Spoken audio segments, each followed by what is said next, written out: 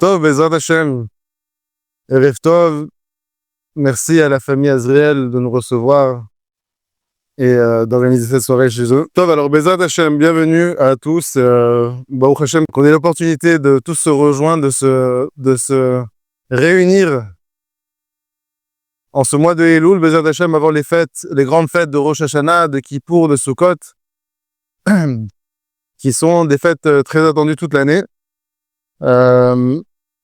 Et Bezrat Hashem, on va essayer un petit peu comment dire, d'éveiller les consciences et de se renforcer avant de rentrer justement dans ces merveilleuses fêtes de Rosh Hashanah et de Kippour.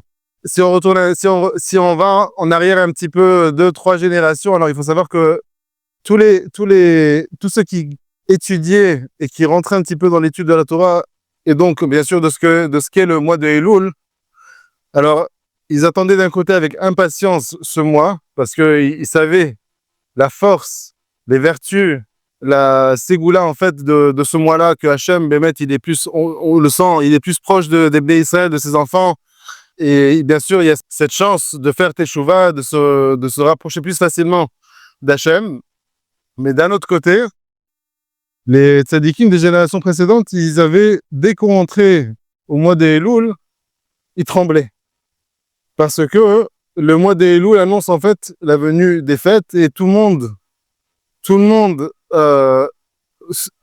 retient et a retenu en fait que Rosh Hashanah et Kippour, mais surtout Rosh Hashanah, c'est Yom Hadin, c'est le jour du jugement. Et il y a personne qui aime tellement être jugé. Et donc quand on arrive à ce mois quand on se rapproche de plus en plus de Rosh Hashanah, donc on se rapproche du jugement. Il y a le jugement que chaque personne il doit passer face à Hachem une fois par an. Il y a le jugement aussi qu'on doit passer après 120 ans. Et il y a le jugement aussi après pour rentrer dans l'Olam Haba. Donc il y a plusieurs différents jugements. Et ce que nous on a, la connotation en fait du jugement que nous on a reçu pendant qu'on a été en yeshiva ou qu'on a été dans les cours de Torah ou qu'on a étudié dans des livres, en général, la connotation qu'on a du jugement, c'est une connotation qui de peur, de crainte, de rigueur. Et donc, on redoute un petit peu, voilà, d'un côté on est très content parce que Baruch Hashem, la Gemara elle dit que en ce jour, dans le traité de Yoma, page 86, la Gemara elle dit que il y a des fautes que le jour de Kippour lui-même, Hachem il pardonne. Le fait qu'on passe par le jour de Kippour, même sans rien faire, il y a des fautes qui sont pardonnées. Etsem Yom Kippourim, mechapel. D'un autre côté, on voit que la Gemara elle parle aussi d'autres fautes qui ne sont pas forcément où la kapara elle est pas tout de suite, et parfois elle est même pendant pas juste l'année d'après, parfois des années après. Donc il y a cette ambiance quand on se rapproche des fêtes, quand on se rapproche de Rosh Hashanah. D'un côté on est très content, d'un autre côté on redoute un petit peu l'arrivée, on redoute un petit peu voilà ce rapprochement le fait qu'on se rapproche des fêtes du Yom Hadin, du jour du jugement. Et peut-être, je pense que bon, si ça fait déjà Baruch Hashem quelques mois enfin, chez les femmes, ça fait déjà 1 an environ, même plus. Combien? 1 an et demi, pardon. Le temps il passe vite. Donc chez les femmes, ça fait déjà Baruch Hashem très longtemps, 1 an et demi qu'elles sont dans ces enseignements de Chassidut et dans l'idée en fait que le mal il revient au bien. Et Baruch Hashem, nous avons commencé un petit peu un petit peu dans le même style, ces enseignements déjà il y a quelques mois chez les hommes. Et il faut savoir que les Chachamim, ça c'est par exemple quelque chose que le Rav Mordechai Shriki, il parle beaucoup de ça, le directeur de l'Institut Ramchal à Yerushalayim. Il dit que les Chachamim dans le chasse, ou que ce soit les poskim, que ce soit les commentateurs, en général, à 90%, à 95%, ils expliquent en fait la manière en fait d'expliquer les mitzvot, d'expliquer en fait le jugement, d'expliquer en fait notre travail sur terre. Il passe par la stricte justice, par le din. On connaît, on fait bien, on se comporte bien. Alors, mais attention, on aura des bonnes choses. Et si on se comporte mal, alors on aura des moins bonnes choses. Et les Chachamim, ils expliquent beaucoup de choses dans le chasse. Et le chasse, c'est vraiment la source, c'est la Torah orale. Ils expliquent beaucoup de choses dans le chasse de cette manière-là. Et donc, on a l'impression que même pour chaque chose qu'on fait, en fait, on est jugé et ça, je le répète souvent parce que c'est quelque chose c'est quelque chose que j'avais remarqué chez beaucoup de personnes et j'avais entendu chez une personne qui avait appelé pour un conseil et il avait dit, il faut savoir que Hachem, il nous attend au tournant. Il nous attend au tournant pour nous punir. Genre, il attend de voir quelle mitzvah tu vas faire ou tu vas pas faire. Quelle faute tu vas faire ou pas. Et en fonction de ça, il attend justement pour te punir. Je lui ai dit, mais c'est pas du tout comme ça. Je lui ai dit, non, mais c'est comme ça, mais c'est marqué, voilà, regarde toutes les malédictions qu'il y a dans la parashat Kitavo. Regarde toutes les punitions qui sont marquées dans la Gemara, des Chachamim, Méthode Beddin, tout ça. Ça se passe comme ça. Je lui dis, tu as raison. Je lui dis, tu as raison si tu viens parler si tu viens définir les choses selon la direction de la stricte justice. Mais il faut savoir que Hachem, pour nous, c'est un père. Et pour lui, nous sommes ses enfants.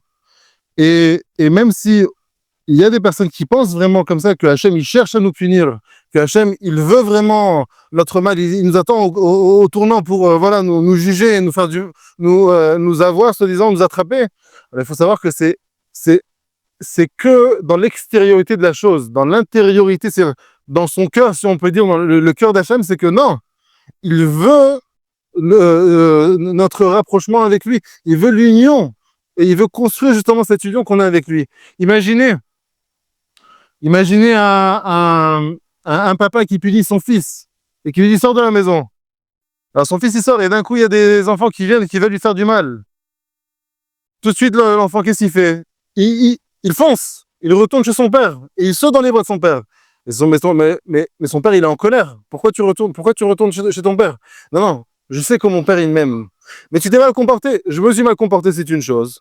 Mais l'amour que mon père, il a pour moi, c'est autre chose. Et même, le père, il va voir quoi? Qui va te faire du mal? C'est moi qui vais m'en occuper. Et ça, c'est exactement Akadosh Baruch Hu, c'est exactement Hachem avec nous. Quoi qu'on fasse, c'est sûr que nous, on doit faire teshuva, qu'on doit se renforcer, qu'on doit améliorer nos actions. Il y a pas de question par rapport à ça. L'extériorité, c'est quelque chose qu'on doit réparer dans le monde. Les mitzvot et tout ça, c'est quelque chose qui est très important. Mais ça, c'est une chose, comme on dit en hébreu, zelechud vezelechud. Les mitzvot et les actions et ton comportement face à Hachem, c'est une chose. Mais l'amour que Hachem, il a pour toi, pour elle, pour nous, c'est autre chose. L'amour qu'Hachem il a pour nous, il est infini. Il est inconditionnel de la même manière. Et c'est pas pour rien, je dis toujours, si Hachem il nous a laissé l'opportunité, la possibilité d'être parents, c'est pour qu'on sache ce que c'est d'être un père ou une mère comme Hachem, il est notre père. Si il nous a laissé, si il fut un temps où nous aussi on était des enfants, c'est pour qu'on comprenne en fait c'est quoi la relation, c'est quoi en fait la confiance qu'on met en un père ou en une mère en tant qu'enfant. De la même manière, cette chose-là, on doit l'avoir avec Hachem. Donc l'amour d'Hachem, il est infini. L'amour d'Hachem, il est inconditionnel. Et quand on parle du jugement, si on revient sur l'idée du jugement à Rosh Hashanah, alors, on comprend tout de suite que Hachem, il vient juger nos actes. Mais selon le Ramchal, il dit que Hachem, il vient pas juger nos actes. Dans le sens où, attends, viens maintenant, je vais voir combien de mitzvot tu as fait et combien de fautes tu as fait. En fonction de ça, on va voir. Est-ce que tu as mérité la vie? Est-ce que tu as une bonne parnassa? Est-ce que si? Est-ce que ça? Non. Selon le Ramchal, quand Hachem il vient nous juger, il vient pas juger nos actes, il vient juger toutes les situations et tous les événements que nous allons passer la prochaine année et voir comment ces événements et ces situations-là, en fait, vont nous aider à nous rapprocher de lui, à se connecter et s'attacher encore plus à Hachem. C'est-à-dire qu'en fait, si on parle selon la direction de la stricte justice, la Hanagat HaMishpat, alors Hachem, voilà, il punit. Hachem, quand on fait des mauvaises choses, alors Hachem, il se comporte de manière équivalente avec nous. Mais selon la direction de l'unicité, selon la direction qui est en fait l'amour inconditionnel d'Hachem, non, Hachem, il fait tout ce que Hachem il nous emmène dans notre vie, c'est pour nous aider à nous réparer, pour nous aider à nous améliorer, pour nous aider à nous parfaire. Et c'est quoi le vrai travail de la personne durant sa vie sur Terre? C'est le travail, le tikkun amidot. Le vrai travail, quelqu'un qui est chacham, quelqu'un qui est intelligent ou quelqu'un qui n'est pas, mais qui étudie beaucoup, alors à un moment donné, il pourra retenir beaucoup de choses, il aura beaucoup de chokhma, il aura beaucoup de sagesse. Mais ça ne veut pas dire qu'au niveau émotionnel, il s'est vraiment construit. Et c'est ce que on fait cette différence beaucoup. Tout le monde connaît le QI, il y a le QI, mais il y a aussi le quotient émotionnel, le QE, le EQ, comme on dit en anglais. Donc le QE, c'est le quotient émotionnel, le vrai travail de la personne. Et si vous regardez maintenant tout, bon, on va pas faire ça maintenant, mais si vous commencez à vous souvenir en fait des enseignements de Chazal dans la Torah, vous verrez qu'en fait, comment est-ce qu'on détermine l'avancement d'une personne? Comment est-ce qu'on détermine si la personne elle travaille sur elle-même, si elle avance ou pas? C'est selon ses midot. Et quelque chose qui est qu'on a tous entendu, que les Chachamim nous ont dit, c'est un Adam nimdan bekiso koso vekaaso. Une personne, tu veux savoir où est-ce qu'elle en est dans son cœur, où est-ce qu'elle en est au niveau de sa colère, au niveau de sa patience, au niveau de son humilité. Alors, vérifie la personne dans des moments qui sont, on va dire, extrêmes. Là, maintenant, il a la possibilité de faire de la tzedaka. On lui demande de lui faire de la tzedaka. Il doit sortir de l'argent de sa poche, de kisso. Alors, est-ce qu'il va donner ou pas? Il peut montrer à tout le monde il achète les aliyot à la synagogue, il fait des choses à l'extérieur pour montrer soi-disant qu'il donne. Mais finalement, quand c'est lui avec lui-même, il n'y a que Hachem qui voit ce qu'il fait au même moment. Alors là, d'un coup, il va avoir du mal à donner la tzedaka à un pauvre. Pourquoi? Donne. Non. Alors il est où ton chesed exactement? Est-ce que tu fais du chesed, c'est très bien. Mais peut-être que le chesed que tu fais, il est pour toi parce que tu as une certaine reconnaissance du public. Et peut-être que et la deuxième chose, c'est que ton chesed, ce que tu fais, c'est très bien. Mais Hachem, il attend de toi à ce que tu continues à parfaire cette mida de chesed chez toi. Que ce soit dans qui sort koso, quand quelqu'un y boit. Alors, d'un coup, comme on dit, nichnas yain yatsasod. Yain et sod, c'est la même gematria 70. Quand quelqu'un boit de l'alcool, alors d'un coup, il y a des secrets qui sortent. Alors, si c'est quelqu'un qui a beaucoup de Torah dans sa tête et dans son cœur, alors les secrets qui vont sortir, ce sont des secrets de Torah. Ça va être des enseignements pour se renforcer. Mais, comme il est dit par rapport à Yosef Hatzadik, si le puits, si le creux, il est vide, alors il n'y a pas d'eau. Il n'y a pas d'eau, mais par contre, si tu me dis que le puits, il est vide, alors pourquoi tu as besoin de me dire qu'il n'y a pas d'eau? S'il est vide, alors il n'y a pas d'eau. Non. S'il est vide, il n'y a pas d'eau, mais par contre, des serpents et des scorpions, il y a à l'intérieur. C'est-à-dire que du moment que la personne dans son cœur, elle n'a pas les enseignements de Torah, elle n'a pas un travail à midot, elle n'étudie pas de manière constante, de manière régulière au jour le jour, ou de manière, elle a un cours, deux cours, trois cours par semaine, où elle se renforce, où elle a la possibilité un petit peu de réfléchir et de s'améliorer. Alors à un moment donné, ce qui va prendre la place en fait dans ton cœur et dans ton cerveau, ça va être des mauvais comportements, ça va être des informations dont tu n'as pas besoin, qui vont finalement te détourner et t'éloigner justement d'Hachem. Donc, ça c'est Bekoso. Donc quand quelqu'un il est entier à l'intérieur, donc du coup ça va ressortir même dans les moments où il perd un petit peu son date, où il perd un petit peu le contrôle. Alors dans ces moments-là, ça va ressortir. Qu'est-ce qui va ressortir? Son intériorité. Et c'est comme ça que tu peux voir qui la personne elle est vraiment. Qui sont, on a dit Koso Vekaaso.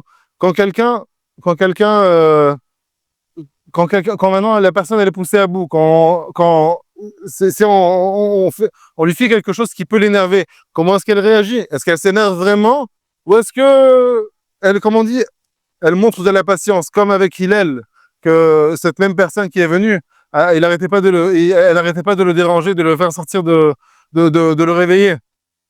Et on voit que Hillel, il perdait pas patience, il lui répondit gentiment, et qui tu es, ce sont tes traits de caractère, ce sont tes midotes, c'est ce que Hachem il attend de nous. Et ça, c'est la chose que j'aimerais un petit peu connecter par rapport au mois d'Elul. Le mois d'Elul, c'est un mois où Baruch Hachem, le cœur il est ouvert, c'est un mois où on sent quelque part que Bémet Hachem il veut nous accepter. Mais le travail dans le mois d'Elul est toute l'année. Mais là, on est dans le sujet, c'est le mois d'Elul plus. Le travail du mois d'Elul, c'est pas juste l'extérieur, notre extériorité, c'est-à-dire nos actions. Parce que quelqu'un, il peut, comme nous avons donné l'exemple de la tzedaka, il peut faire de la tzedaka, il peut faire du chesed avec quelqu'un, il peut faire des dons, mais dans son cœur, il a l'impression qu'on le vole.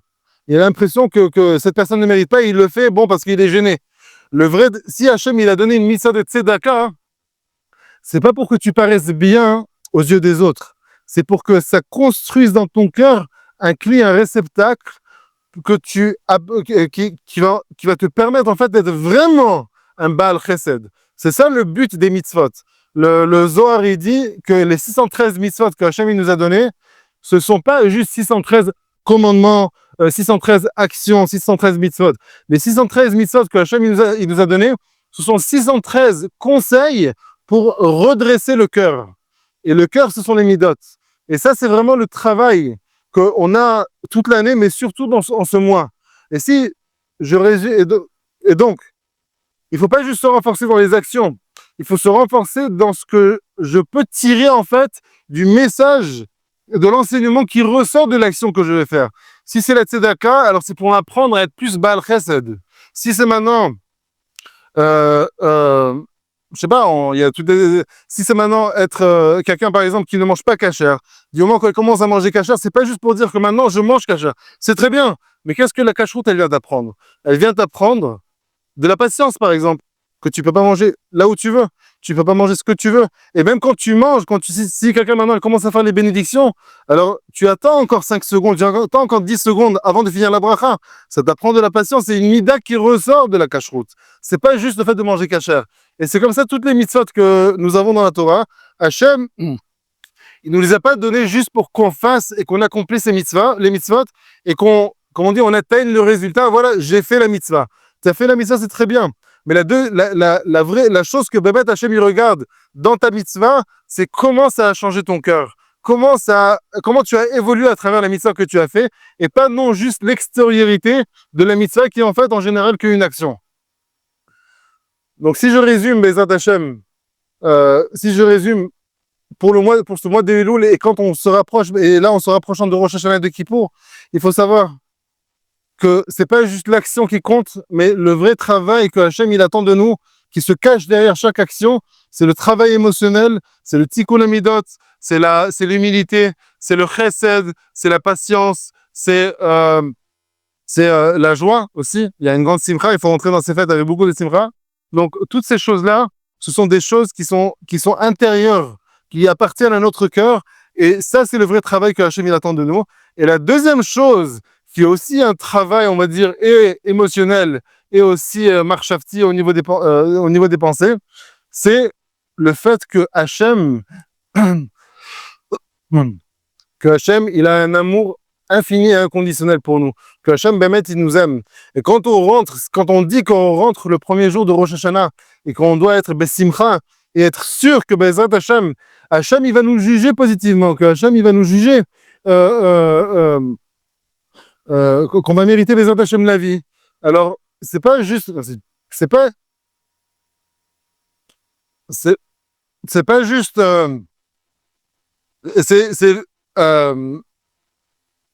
c'est pas juste pour le moment même du jugement. C'est vraiment un ressenti, c'est vraiment une perception même qu'on doit intérioriser à l'intérieur de nous, que à chaque instant, Hachem, ce qu'il fait pour moi, il le fait pour mon bien. C'est ce que le Rabbeinu Bechaye, le Chovat Alevavot, il explique dans le Shara Bitachon. Il dit que le Bitachon, comment est-ce qu'il définit le Bitachon d'une personne? C'est pas que les choses que je veux, les choses que j'aimerais qui arrivent, elles vont arriver, et ça c'est du Bitachon. Non. Les choses qui arrivent, même si elles sont même si elles ce sont pas les choses que moi j'aurais voulu, même si c'est pas la manière dont j'aurais voulu que les choses se déroulent et qu'elles se passent, mais le fait que je remets les choses entre les mains d'Hachem, et je sais que Hachem il contrôle tout, et qu'il est à la source de tout, et qu'il voit tout, et qu'il voit l'objectif, il voit la finalité, et que chaque chose qu'il fait pour moi, c'est pour mon bien. Le fait de savoir que tout ce que Hachem il fait, c'est pour mon bien, c'est ça la mida du bitachon. Et quand on intériorise cette idée-là, alors du coup ça crée énormément de sérénité à l'intérieur de notre cœur. On se sent plus serein. Alors on cherche pas forcément à expliquer. Ah, tu dis que Hachem il veut mon bien, alors pourquoi il m'a fait comme ça?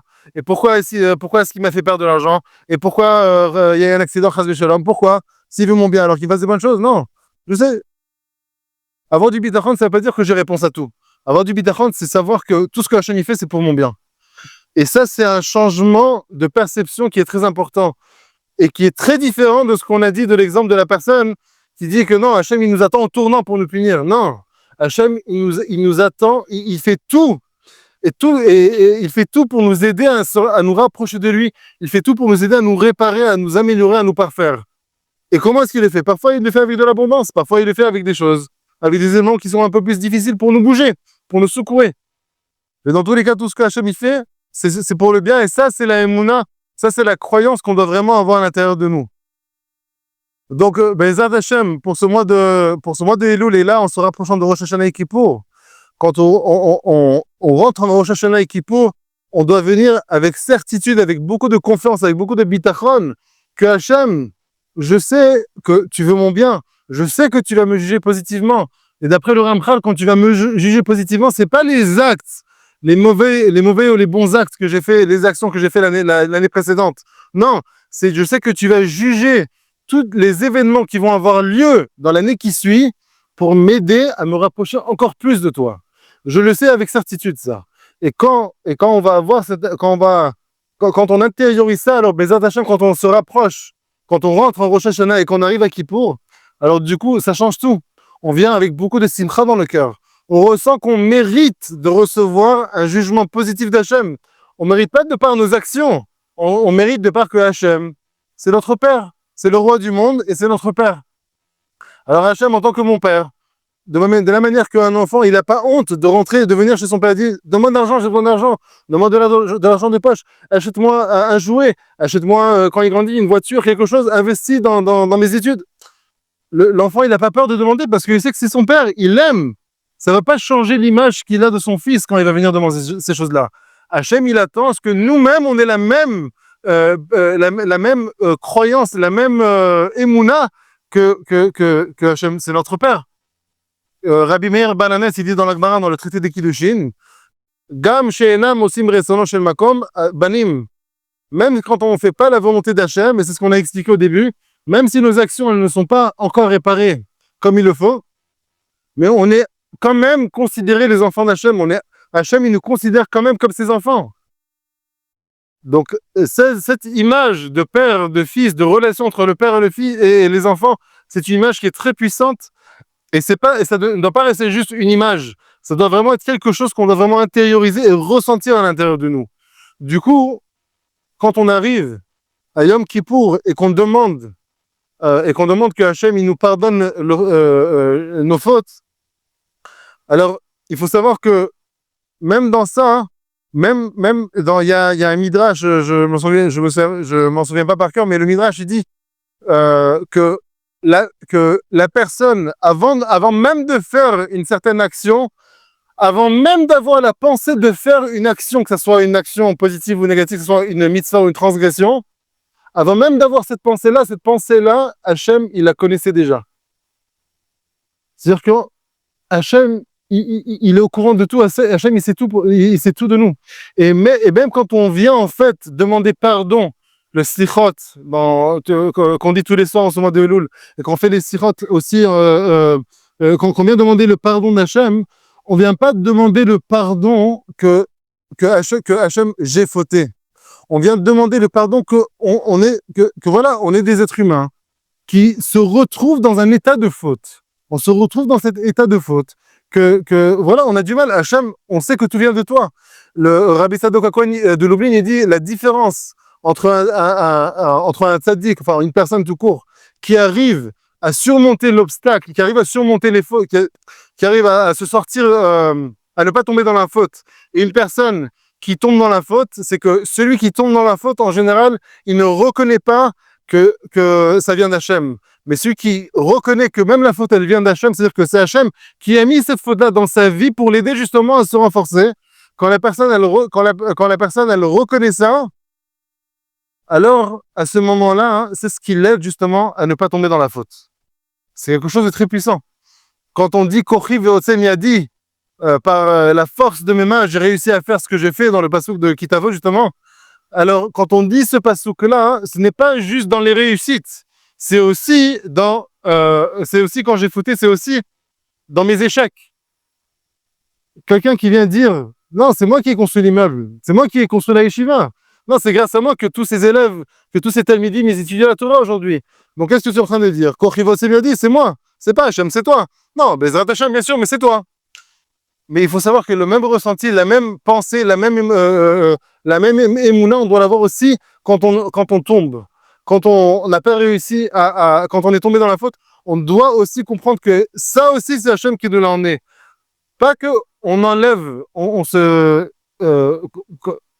pas qu'on annule en fait la responsabilité qu'on a face au mitzvot. Mais de comprendre en fait que tout vient d'Hachem, c'est quelque chose qui est très, très, très profond. Et ça fait partie du bitachon qu'on doit construire dans notre vie, que ce soit à travers la parnassa, que ce soit à travers les épreuves de santé que la personne peut avoir, que ce soit à travers les épreuves dans le shalom bayit ou avec l'éducation des enfants. Toutes ces épreuves-là, elles viennent construire le bitachon de la personne. Et le bitachon et toutes ces épreuves-là, elles viennent nous aider à comprendre que Bémet, même si moi je fais, c'est pas vraiment moi qui fais. Comme David Ameller. David Ameller, il était roi, il disait, c'est pas moi je ne suis pas roi. On lui dit, mais c'est toi qui as gagné les guerres. Enfin, non, c'est pas moi, c'est Hachem. Il savait faire les choses tout en reconnaissant que tout ce qu'il faisait, c'était pas lui, c'était Hachem. Ça, c'est le haut niveau de bitachon, c'est le haut niveau de connexion avec Hachem. Et comme ce qu'on a dit aussi par rapport, pas juste au mitzvot, que c'est pas moi qui ai réussi la mitzvah, c'est Hachem qui me l'a fait réussir. Pareil, la faute, Hachem l'a envoyé. Pas parce qu'il veut que je sois dans la faute, parce qu'il veut que je reconnaisse en fait l'état dans lequel je suis et que je sorte de là-bas, que je m'élève, que je fasse mieux par la suite. Top, mais Kitso, ça c'est le message qui sort Bezat Hashem pour ce Rosh Hashanah, pour ce Kippour, de se renforcer. Et encore une fois, quand on parle, encore une fois, de se renforcer, que le travail profond que chaque personne doit faire, c'est au niveau des midot, ça n'annule pas les actions, ça n'annule pas les mitzvot, au contraire, ça doit aller ensemble. Quand toute la halachot de la shonara, c'est pas juste ne parle pas la shonara parce que c'est interdit, zaou. Non, ne parle pas de la shonara parce que c'est quoi l'émotion qui vient avec, c'est quoi le sentiment qui vient avec. C'est quoi ça vient éveiller un sentiment de miséricorde face à l'autre. Je veux pas parler de la shonara sur lui parce que c'est mon frère, parce que je l'aime, je veux pas que ça lui fasse de la peine, parce que je veux pas que ça lui fasse du mal, je veux pas qu'il perde à cause de moi. Donc c'est pour cette raison, toujours dans toutes les méthodes qu'on fait, il faut essayer de creuser un petit peu, de voir c'est quoi la raison qui se cache derrière la mitzvah. C'est quoi la chose en fait que je vais pouvoir intérioriser à l'intérieur dans mon cœur, qui va en fait me construire. Pas juste la mitzvah, mais bien sûr, il faut les mitzvot pour ça. Les mitzvot, elles nous aident à faire ça. Donc on a le Lashon Hara, nous avons le Shabbat, nous avons la Kashrut, nous avons Baruch Hashem, 613 mitzvot, on va pas faire le Sefer Chinuch maintenant, 613 mitzvot, toutes les mitzvot, chaque mitzvah que nous avons, et que nous sommes en train de faire aussi, en général, nous faisons plus de mitzvot, regardez qu'est-ce que cette mitzvah, elle pourrait m'apporter en plus, qu'elle ne m'a pas apporté jusqu'à présent. Pas juste le résultat, tu as fait la mitzvah, j'ai fait, quoi la kavod. C'est tout. Qu'est-ce que cette mitzvah elle t'a apporté? En quoi elle t'a changé? Ça, c'est la hitbonenut, ça, c'est la réflexion qu'on doit avoir en faisant les mitzvot. Donc, les mitzvot, les actions ne sont pas du tout annulées. Elles sont très importantes, mais elles ne restent qu'un intermédiaire pour nous aider, Bémet, à nous construire nous-mêmes. Et ça, c'est le vrai travail. Donc, en faisant attention aux mitzvot, en se renforçant, en rajoutant, je sais qu'au mois de Elul, en général, chacun, il prend sur soi quelque chose en plus. On fait plus attention de ne pas parler de la shonara, on fait plus attention de faire rentrer Shabbat plus tôt, on fait plus attention de faire plus de tzedaka. Chacun, il fait quelque chose en plus. Mais ce quelque chose en plus que tu fais au niveau de l'action, regarde comment elle s'exprime aussi au niveau de tes midot. Qu'est-ce qui va venir construire en plus dans ton cœur? Ça, c'est Bémet le travail de Elul, c'est le travail de toute l'année. Mais Bémet, si déjà on veut se focaliser sur quelque chose en ce mois d'Elul, ça, c'est Bémet un travail qui est extraordinaire. Et vous allez voir que chaque personne qui fera et qui rentrera dans ce travail va sentir un changement interne, va sentir une différente forme de satisfaction que, ok, c'est vrai, jusqu'à aujourd'hui, je faisais les mitzvot, je faisais plus, mais là, même si j'ai peut-être fait moins d'actions en plus, mais les actions que j'ai faites, elles m'ont vraiment changé de l'intérieur. Et ce changement-là, c'est quelque chose qu'on garde avec nous toute notre vie, du moment qu'on a vraiment gagné cette mida de chesed dans notre cœur, du moment qu'on gagne, qu'on arrive à avoir plus de sérénité dans notre cœur, qu'on arrive à moins de colère, qu'on arrive à, sur toutes les midotes que nous avons, qu'on arrive à améliorer nos midotes, alors on sent comme un changement permanent dans notre cœur, un ressenti où, Baruch Hashem, genre je me sens construit. Il y a quelqu'un qui peut faire beaucoup de mitzvot, mais elle peut être instable au niveau émotionnel. Mais d'autres personnes peuvent peut-être faire moins de mitzvot, mais chaque mitzvah, ça lui a apporté un monde entier au niveau intérieur. Donc ça, c'est le travail que nous avons toute l'année.